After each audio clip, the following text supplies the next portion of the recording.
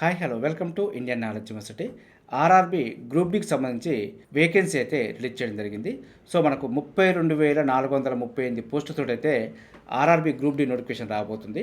ఇందులో post category చూసుకుంటే మనకు పాయింట్స్మెన్ 5,058 పోస్టులు కేటాయించడం జరిగింది. ఇది ట్రాఫిక్ డిపార్ట్మెంటు. అదేవిధంగా అసిస్టెంట్ ట్రాక్ మిషన్ సంబంధించి ఇంజనీరింగ్ డిపార్ట్మెంటు 799 పోస్టులు ఉన్నాయి. అదేవిధంగా అసిస్టెంట్ బ్రిడ్జ్ ఇంజనీరింగ్ డిపార్ట్మెంటు 301 ఉన్నాయి. అదేవిధంగా ట్రాక్ మెయింటైనర్ గ్రూప్ 4 సంబంధించి ఇంజనీరింగ్ డిపార్ట్మెంటు 13,187 పోస్టులు ఉన్నాయి. సో ఇందులో ఎక్కువగా ఉన్న పోస్టులు అంటే మనకు ట్రాక్ మెయింటైనర్ ఉన్నాయి. నెక్స్ట్ మనకు పాయింట్స్మెన్ 5,058 పోస్టులు ఉన్నాయి. సో మనకు అసిస్టెంట్ పర్మనెంట్ వే చూసుకుంటే ఇంజనీరింగ్ డిపార్ట్మెంటు ఇవి 257 ఉన్నాయి. అదేవిధంగా అసిస్టెంట్ కోచ్ అండ్ వ్యాగన్కి సంబంధించి చూసుకుంటే ఇవి మెకానికల్ డిపార్ట్మెంటు 2,587 ఉన్నాయి. అదేవిధంగా అసిస్టెంట్ ట్రాక్షన్ డిస్ట్రిబ్యూషన్ సంబంధించి చూసుకుంటే ఇది ఎలక్ట్రికల్ డిపార్ట్మెంటు 1,381 ఉన్నాయి. అదేవిధంగా అసిస్టెంట్ సిగ్నల్ అండ్ టెలికమ్యూనికేషన్ చూసుకుంటే మనకు 2,012 పోస్టులు ఉన్నాయి. అసిస్టెంట్ లోకో షెడ్ డీజిల్కి సంబంధించి ఇది మెకానికల్ డిపార్ట్మెంటు 420 ఉన్నాయి. Assistant loco shed electrical department ఇవి 950 ఉన్నాయి. అదేవిధంగా అసిస్టెంట్ ఆపరేషన్స్ ఎలక్ట్రికల్ డిపార్ట్మెంటు 744 ఉన్నాయి. Assistant train light and air condition సంబంధించి ఎలక్ట్రికల్ డిపార్ట్మెంటు ఇవి 1,041 ఉన్నాయి. అదేవిధంగా assistant train light and air conditioning workshop సంబంధించి ఎలక్ట్రికల్ డిపార్ట్మెంటు ఇవి 624 ఉన్నాయి. అదేవిధంగా అసిస్టెంట్ వర్క్షాపు మెకానికల్ సంబంధించి ఇవి మెకానికల్ డిపార్ట్మెంటు 3,077 పోస్టులు ఉన్నాయి. సో మొత్తం మనకు 32,438 పోస్టులు అయితే కేటాయించడం జరిగింది. సో తక్కువ పోస్టుని అని చెప్పి మీరైతే డిసప్పాయింట్ కావాల్సిన అవసరం లేదు. నోటిఫికేషన్ ప్రాసెస్ కంప్లీట్ అయ్యేసరికి మనకు పోస్ట్ అయితే ఇంక్రీజ్ చేయడం జరుగుతుంది. సో గతంలో కూడా ఇదే విధంగా చాలా సందర్భాలు జరిగి ఉన్నాయి కాబట్టి రైల్వేకి సంబంధించి పోస్ట్ అయితే 100% ఇంక్రీజ్ అవుతాయి. ఒక్క పోస్టున్న 4 పోస్టున్న రైల్వేకి సంబంధించి అప్లికేషన్ చేసి ప్రిపరేషన్ చేసే ప్రయత్నం చేయండి. సో మీకు 100% అయితే పోస్ట్ అయితే ఇంక్రీజ్ అవుతాయి. సో దీనికి సంబంధించి test pattern, syllabus, age limit వీటికి సంబంధించిన వివరాలు కూడా మీకు చెప్పే ప్రయత్నం చేస్తాను. సో మనకు సిలబస్ చూసుకుంటే జనరల్ సైన్స్, అదేవిధంగా mathematics, general intelligence and reasoning, general awareness and current affairs నుంచి రావడం జరుగుతుంది. సో మొత్తం మనకు 100 క్వశ్చన్స్ వస్తాయి.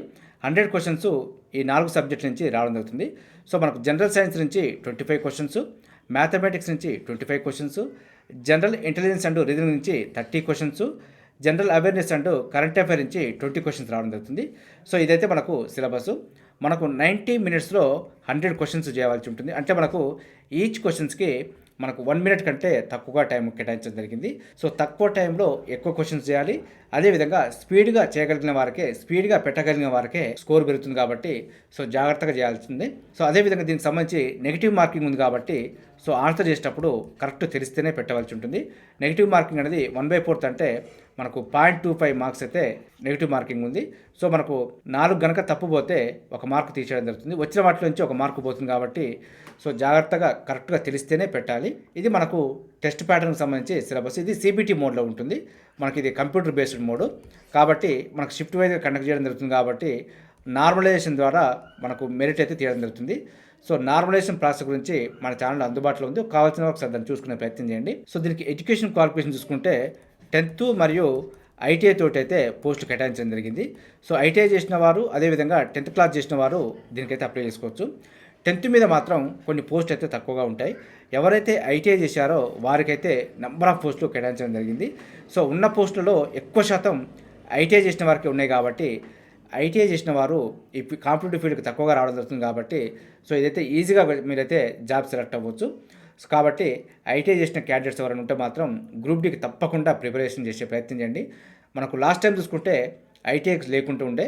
సో 10th క్లాస్ తోటి ఏ పోస్ట్ కైనా రాసుకోవచ్చు. కానీ ఈ సంవత్సరం నుంచి ఐటీఐకి వాళ్ళకి మాత్రమే కేటాయించడం జరిగింది. 10th క్లాస్ మీద ఉన్నాయి కానీ కొన్ని పోస్టులే రాబోతున్నాయి కాబట్టి సో 10th క్వాలిఫికేషన్తో ఉన్న వారికంటే ఐటీఐ ఉన్న వారికైతే ఎక్కువ పోస్టులు రావడం జరుగుతుంది. సో అవకాశాన్ని అయితే ఉపయోగించుకునే ప్రయత్నం చేయండి. మనకు ఏజ్ లిమిట్ చూసుకుంటే 18 to 33 ఇయర్స్ వరకు అవకాశం ఇవ్వడం జరుగుతుంది.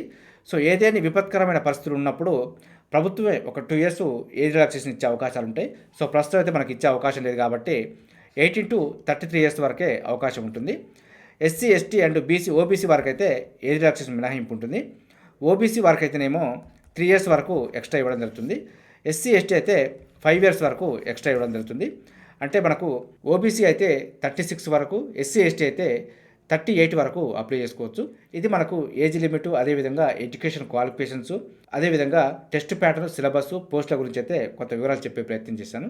మీకు ఇంకా ఏదైనా ఇన్ఫర్మేషన్ కావాలనుకుంటే నా కామెంట్ సెక్షన్లో కామెంట్ చేస్తే దానిపైన మీకు వివరణ ఇచ్చే ప్రయత్నం చేస్తాను. అదేవిధంగా మరేదైనా అప్డేట్ కోసమైనా మన ఛానల్ అయితే సబ్స్క్రైబ్ చేసుకుని ఫాలో అవుతూ ఉండండి. ఈ వీడియో వస్తే లైక్ చేయండి, షేర్ చేయండి, సబ్స్క్రైబ్ చేసుకోవడం మాత్రం మర్చిపోవద్దు. Have a nice day.